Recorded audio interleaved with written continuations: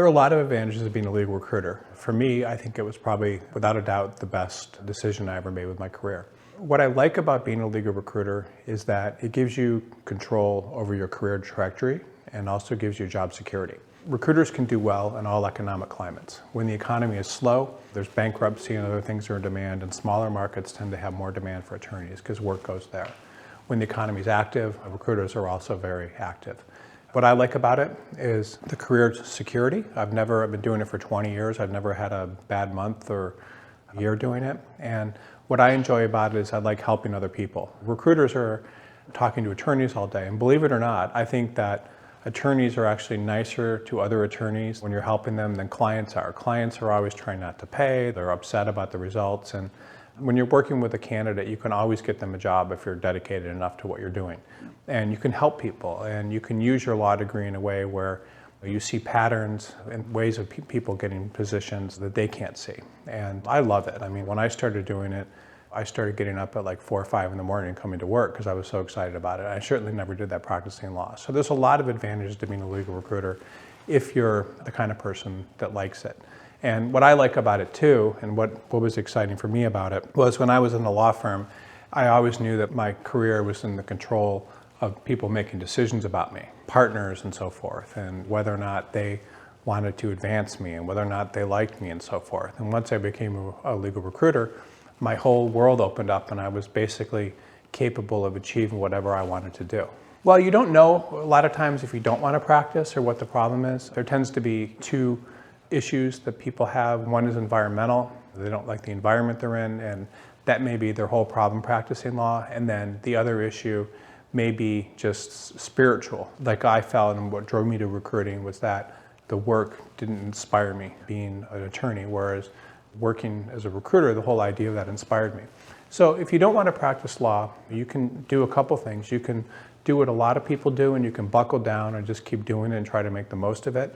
The other option is to change environments. I think a lot of times attorneys that are working in major law firms are unhappy just because they tend to be in very demanding environments, doing work that's not interesting, not having a lot of client contact, and that can be very difficult and painful for them. So working in a smaller legal environment or an environment where they feel better about themselves is often the solution. A lot of attorneys I've known have gone in-house and had a good experience, where they're working for one client in a less demanding environment was fun. Another option is starting your own firm. That was something that I certainly flirted with.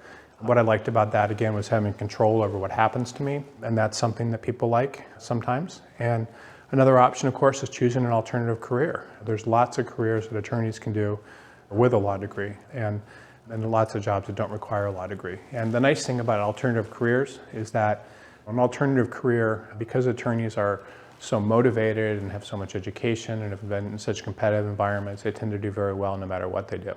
There's lots of alternative careers. There's tons of things that attorneys can do. I mean, politics is one. Attorneys are very good salespeople. They're good at a lot of things. For me, the reason legal recruiting was so attractive was because I felt that I'd worked very hard going to a good college and law school and doing well there and then getting into a large law firm. And I felt that I wanted to continue using my legal degree and expertise, but not necessarily in a way that I was practicing law. But I wanted to have my credentials and so forth mean something, and I wanted to stay attached to the industry in a certain way. And so that's what was very meaningful for me about becoming a legal recruiter. So I think being a legal recruiter for the right person is a great job. If you feel that talking on the phone and doing research and learning about firms and talking to new people and talking to law firms and so forth is exciting to you, then a legal recruiter is a great job. It's something that you should be doing because it may appeal to you. On the contrary, if sitting behind a desk and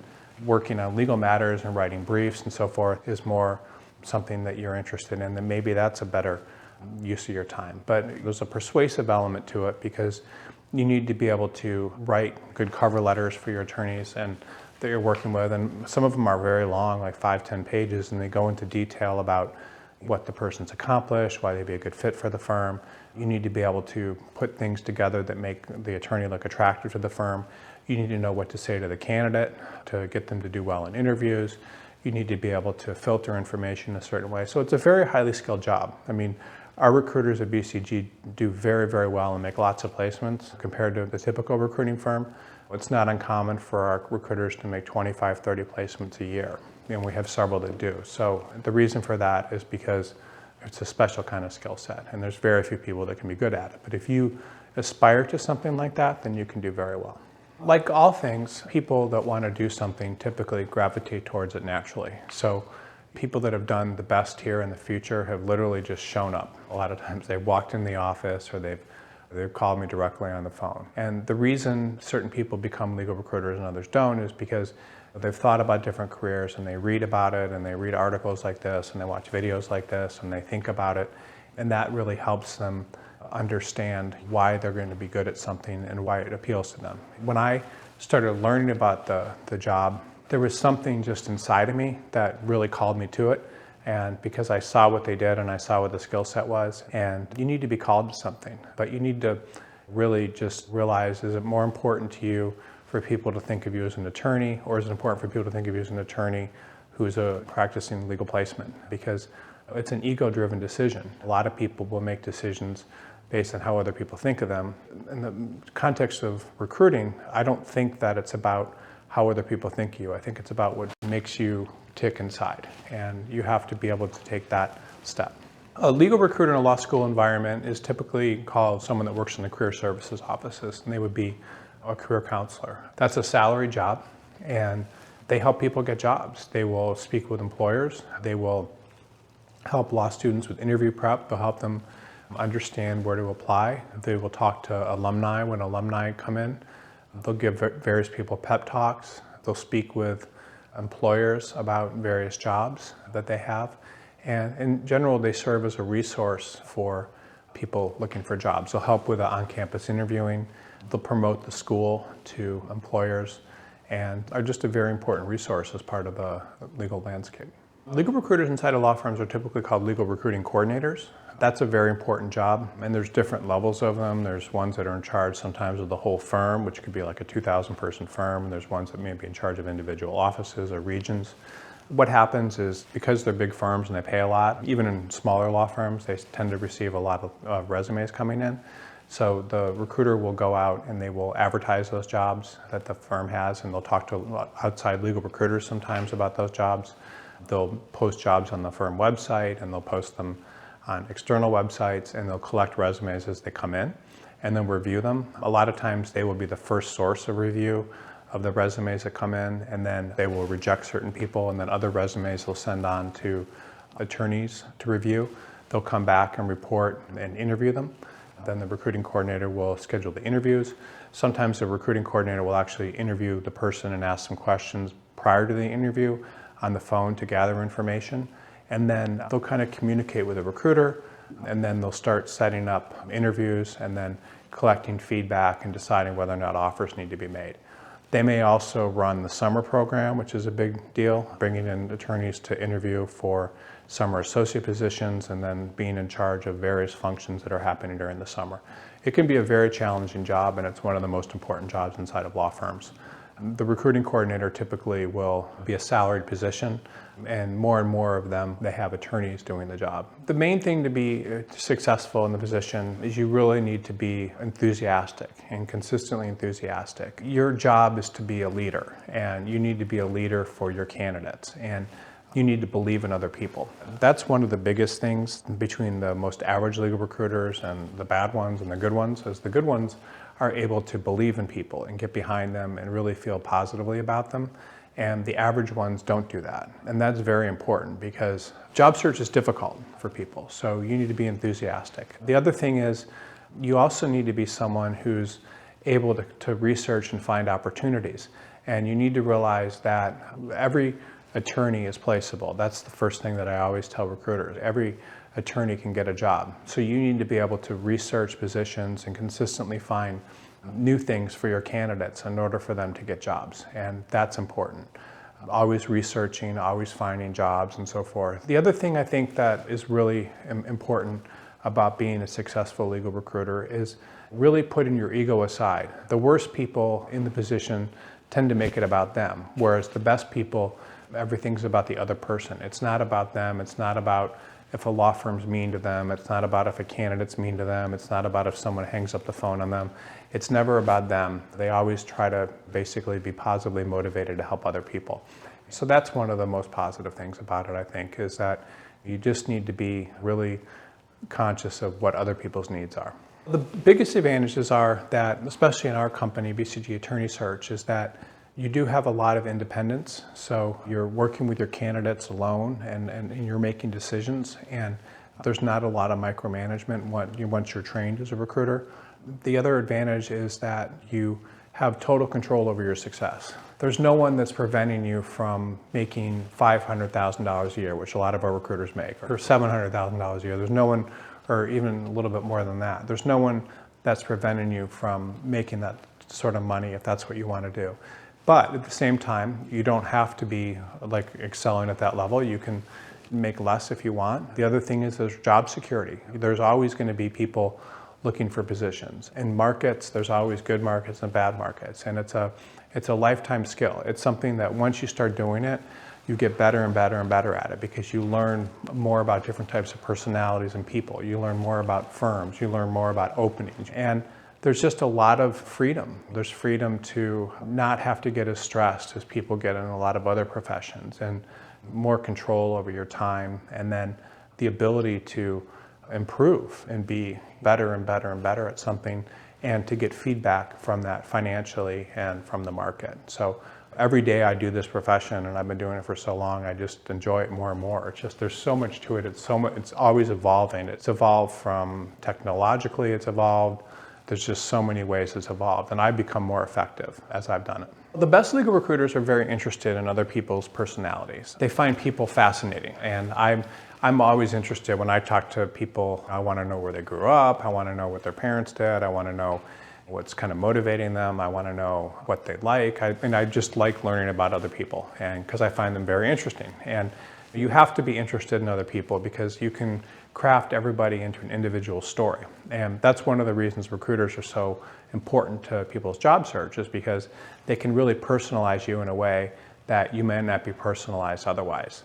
The other thing is that a good recruiter tends to be someone who's interested in also in understanding themselves. So by understanding themselves, they can understand other people better. So they might read books about psychology or self-improvement and so forth. And by understanding themselves, they can offer people kind of advice that are in difficult situations.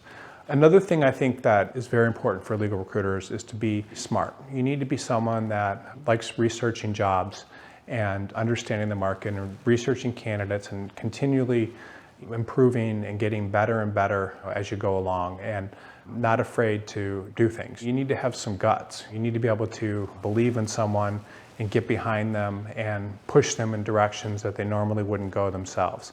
And that helps open things up. So you need to see that. You need to be supportive of people. And by being supportive, you also need to be their advocate. And you need to be able to advocate for different things. You need to be persuasive. You need to have the ability to come up with a reason that somebody's very good at something, or why somebody deserves an opportunity. You need to persuade them to apply to firms when they may not. You need to persuade people when they get down. There's sales aspects to it. I mean, I hope you can see that I'm selling you right now on some of the benefits of being a recruiter, but it's the same thing with a candidate. The better the person can sell, the better they are. And there's also a lot of depth to it, because you have a lot of depth as a person. And so you want someone that can see your depth and that can communicate your depth and make you special. And because ultimately what you're doing as a recruiter is you're making a connection between two people.